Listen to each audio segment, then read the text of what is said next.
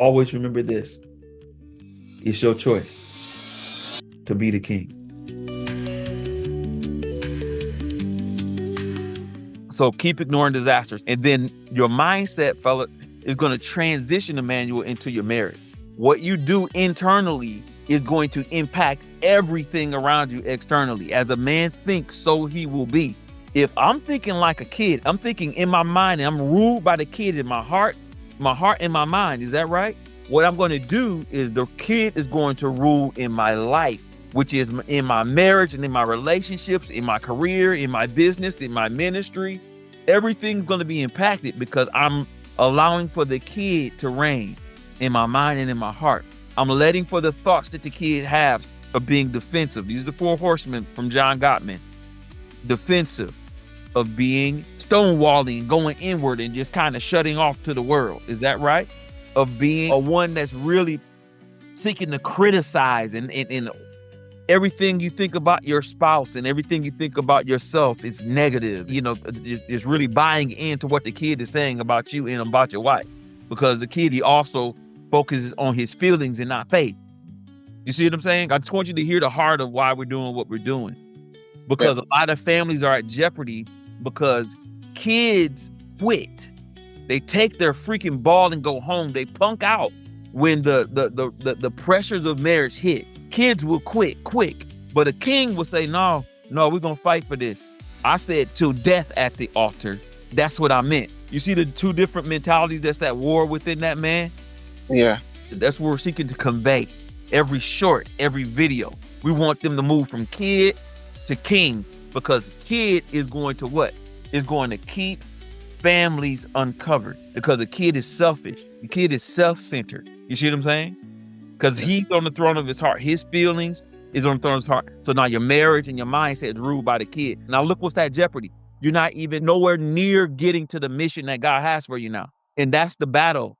That's the strategy of the enemy, is to keep a man focused in his mind and in his marriage, keep him so distracted by the circumstances, keep him so distracted by all of the unresolved issues, keep him so distracted by him allowing for those thoughts in his mind that are rising up against the word of God and what God is saying about his wife, what God is saying about him, and he's continually ruled by the kid instead of the King of Kings. Because if you got the kid on your heart, you're going to make kid moves. If you got the King of Kings on your heart, you're going to make king moves.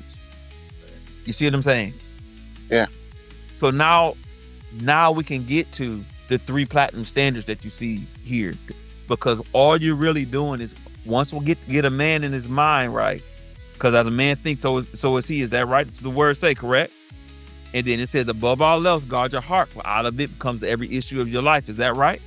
So your heart and your mind is right in your mindset. But then once I start speaking, now I'm impacting my marriage. Because life and death is in the power of my tongue, but I'm speaking. So now I'm communicating to protect the covenant and to dethrone that kid. You see what I'm saying? Yeah. And then from there, now I'm in alignment. I'm walking in oneness. I'm walking in unity. I'm walking in agreement in my mind and in my marriage. Guess what? Now I can start moving towards my mission. I can lead well towards my kingdom purpose and make the king moves instead of kid moves. So I've identified the kid. I've won that inner battle against the kid. I'm consistently, every day, it's a moment, momentarily, every thought, I'm bringing it into subjection to the King of Kings, which is his word. I'm taking this word right here, and I'm not keeping it in this book. I'm making this life. I'm making this word flesh. That's what we're doing, bro. That's what we're doing for men. We're helping them to really identify and be truthful with them, because the truth sets free. Be truthful with themselves and say, man, here's where I'm acting like the kid. Here's why I'm thinking like the kid. Here's how my kid attacks me.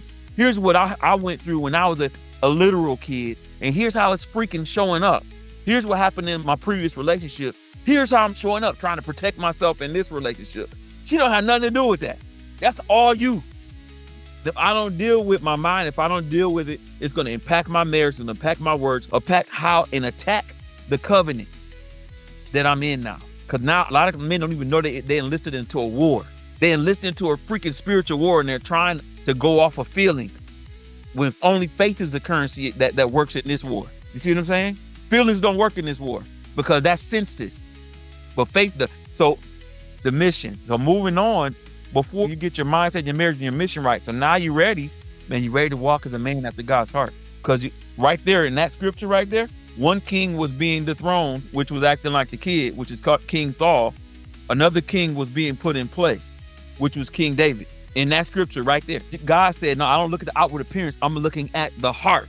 That's why it's so important for us to protect our heart above all else, because out of it comes every issue of our life. You see where we're going? You with me, Emmanuel? Yes, sir.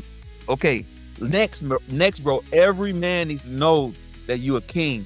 We got to get out of religion. We got to break off that religious mindset that such a worm is I, that I need to beg. No, we're his children. We're his sons. And he has the only kingdom that has the kingdom of kings. That's why Jesus said, I'm a king of kings. He's not the king of kids. He's the king of kings. So every video, bro, everything that we put out, even to the point of having the logo, everything is kings. Everything is kings.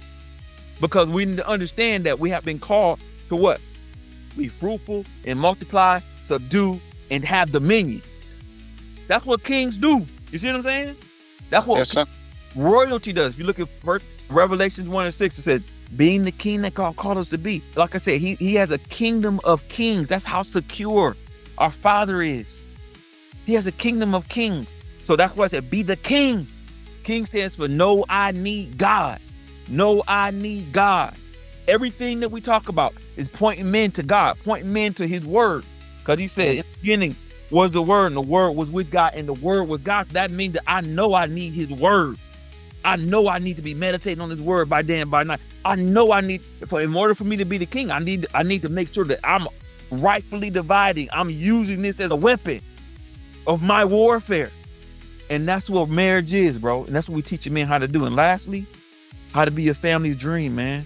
All those children to be raised up in the way that they should go. And you really are training them and pushing them out so that they will not depart from the Lord. They will take the praise and the glory and the honor of the Lord for generations, their children. They'll know how to properly disciple their children. That's called 5G living, bro. So when we talk about 5G, talking about a one kingdom man living and impacting for 5 generations to come for the kingdom of God. So that's why when we go back over here, you can see that right there was more of the meat, but become a kingdom man who communicates masterfully. A masterful communicator is a strategic communicator. They know that I need to mind my family line. Like, what did my family line, what did I inherit that I need to work on breaking off here? And then also impact what? 5G, impact the kingdom of God for generations to come. Bro, that's what we do, man. This is Pastor Hardman. He's one of my right-hand guys. George, he's taking a sabbatical right now, but he's also another one of my right-hand guys. The main thing that we're going to be focusing on is what kings do, how kings communicate differently from kids. And it's pretty much a workshop that gives you like, okay, this is humility that earns respect. So really showing the power, the superpower, I would say, of humility and how a king communicates with humility. Also, emotional intelligence, being able to submit your emotions to the Spirit of God, because emotions rule kids and not kings. Then also peace in the middle of the storm. So really showing a man how to be a peacemaker instead of a peacekeeper.